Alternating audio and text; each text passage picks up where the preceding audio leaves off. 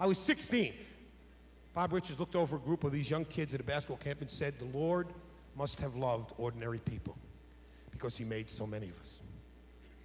And here I am, 16, thinking I'm special, and here's a man I respect, said, "The Lord must have loved ordinary people. He made so many of us ordinary." And I was a little, you get a little down at 16 when someone's telling you that. And then he said the line that changed my life at 16 that I felt then. I'm 41 years old. I've been working 21 years in my business, and I feel it the same way today. He said, every single day, in every walk of life, ordinary people do extraordinary things. Ordinary people accomplish extraordinary things. And I raised my hand. I'm applying for the job right now. I'm an ordinary guy. I want to do extraordinary things in my life. And I believe it. And I think that's strong. I think that's what it's all about. And I know this group has that same feeling. How do you do that? How do you go from the ordinary to the extraordinary? I think it's the second thing. It's motivation. And motivation to me is three things. Three things each day I try to do to get myself ready to roll.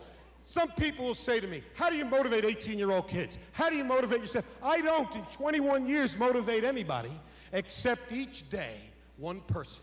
I get up, James Thomas Anthony Valvano. And that's a full-time job, keeping me up at the level I want. I hope that if I'm there, my assistants, my players, everyone will say, but that's a full-time job for me. I'm not a finger pointer. Say, hey, I'm working, Mike. How about you? How come you? No, I work each day to get myself there.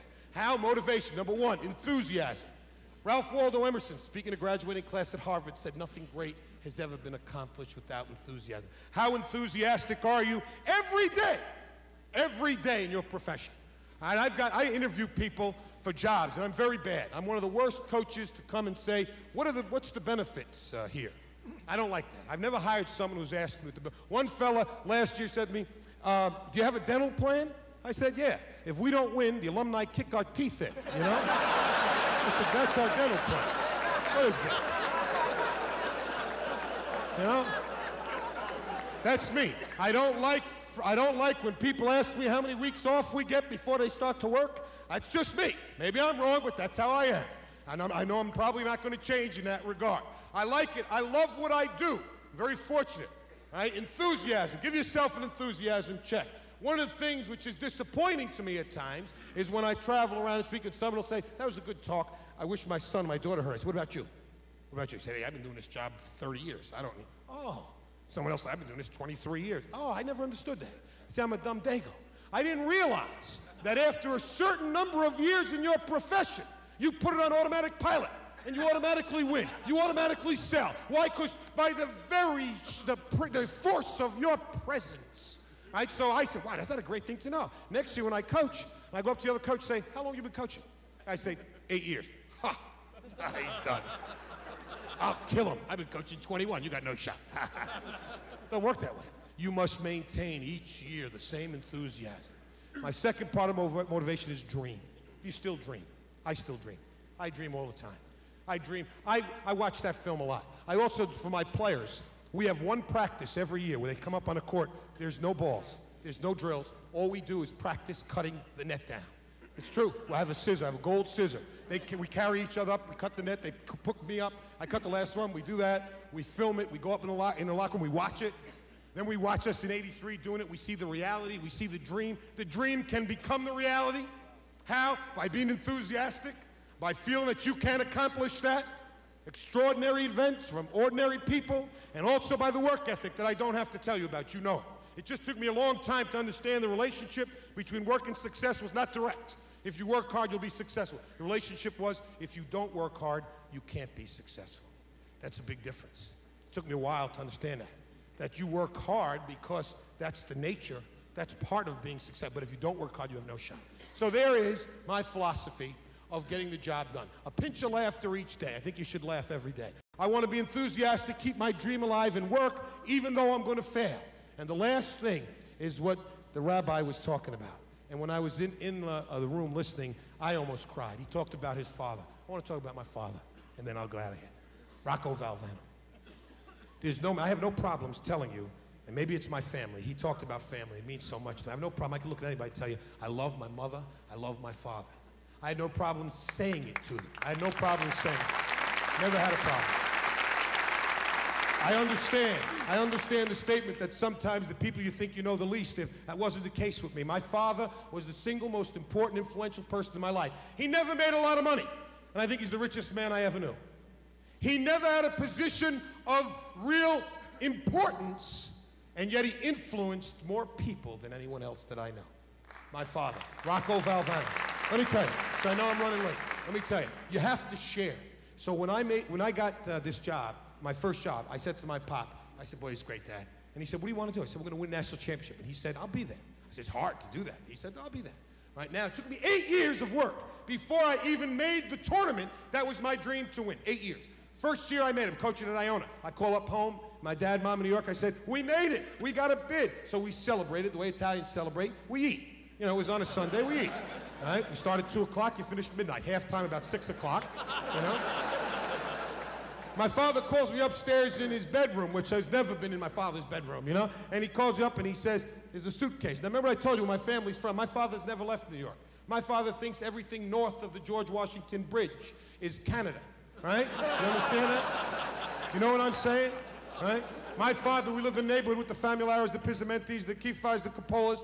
I brought him, my wife is the first fair-skinned person that I ever met. It's the truth. Brought her home, my father said, we're not sure what it is, but let's keep it. You know, he said, you know? So, you see what I'm talking about? This man, this old guy, oh, he's got the suitcase. What's that for? He said, I'm going to be there when you win the national championship. My bags are packed. I said, Pop, it's hard. Well, you'll do it. We lost in the first round. The next year, same thing. We lost the second round. He said, you're Gainer. I moved to North Carolina. We made the tournament. I called him. It became a phrase, a catchphrase. My father said, my bags are packed for you. My suitcase is packed for you. And we lost, and we kept losing. Well, the year we won, 1983, I got a great picture of my father and I on center court in Albuquerque, New Mexico, hugging. And my brother gave it to me, and it said, like father, like son. It's the most important gift that I have from my brother. That picture, I know I'm not half the man my father is, but just that he knew what a compliment that would be to me. That night we celebrated. My dad said, what are you going to do now? I said, we're going to do it again. He said, I'll be there. I said, I know you will. All right, the next year we made the tournament, called my bags are packed, we lost. Next year we made it, we lost. But we lost in regional finals. And after the game I called up, we lost to St. John's in Denver, Colorado. I called my pop, he said, what a great game, I saw it. Oh, you won. Next year you'll make it. Then I flew home that night. He was one of those people who after I spoke to him, I always felt better than before.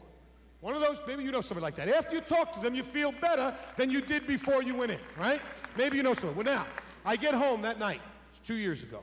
And this is what made me think about it. I got home, my house in North Carolina, a lot of people there, and I came, what's the matter? They called me in 2 years ago, April. My father had a heart attack, and he died. And I lost my best friend in the whole world. This is not a sad story, it's a happy story. But I was knocked for a loop. Those of you who've lost a loved one, you know what that's like. This was my first time in my life. And I didn't know how to handle it. And I was missing, I couldn't understand what it was I was missing. A lot of people lose, you know, the people they love and maybe handle a little bit better. What was it? I didn't see him all the time, and I was traveling a lot, right? And then it hit me, what it was he gave me. I call it that. The gift my father gave me. And I think it's the strongest, the most powerful gift I've ever received. And it's a gift I find we don't like to give to each other, both in our business and our personal life. I spent 2 years trying to give this gift to other people. The gift my father gave me every day of my life was he believed in me. My father believed in me. He believed in me when I failed. He believed in me when I wasn't as fine a son, friend, husband, father as I could be. And I've done all that. But he's the one person who, when I didn't measure up to my standard or someone else's standard, he'd look me in the eye and he'd say, you're going to make it. I know you are. My bags are packed. You're going to make it. And it's the greatest thing. And I said to myself, how many people do I give that to? My own players. And how often when they make a mistake am I critical? But never, ever look them in the eye and say, son, you'll make it. I know you will. I know you can. I believe in it. Right? How many people who I work with do that? How many people who I work for do that? Oh, it's an incredible gift, and I've worked 2 years now to add it to my personal philosophy. I like to remember where I started. I know where I am, and I know where I'm going, and I know I'm going to get there. I'm going to be excited and enthusiastic every day that God gives me on this earth. I am going to dream my dreams. I'm going to work, not harder than anybody else, as hard as everyone, and accept the failures, right? And I'm going to laugh a little bit and believe in the people I work with, the people who work for me, and the people I work for. And there's nothing going to stop me from cutting down the nets in my second national championship. And when I do, I'm going to sprint out on the court. You'll know why that I'm sprinting out.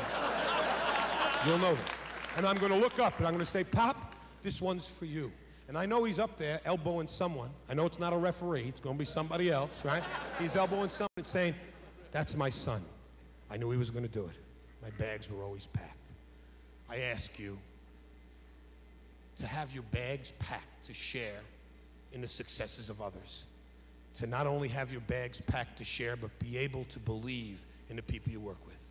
If you can fill each day, I think with that kind of belief and enthusiasm, and a dream and a work ethic, a little laughter, I can't imagine us all not having a chance of cutting the nets down 52 years in a row, like my friend here. I said that at the beginning. This is a special audience. It's a special group. It's been very motivating and invigorating for me to be here. I know that you folks can accomplish anything you want. I know that because my father told me so. God bless you, and I hope you have the kind of year that you want.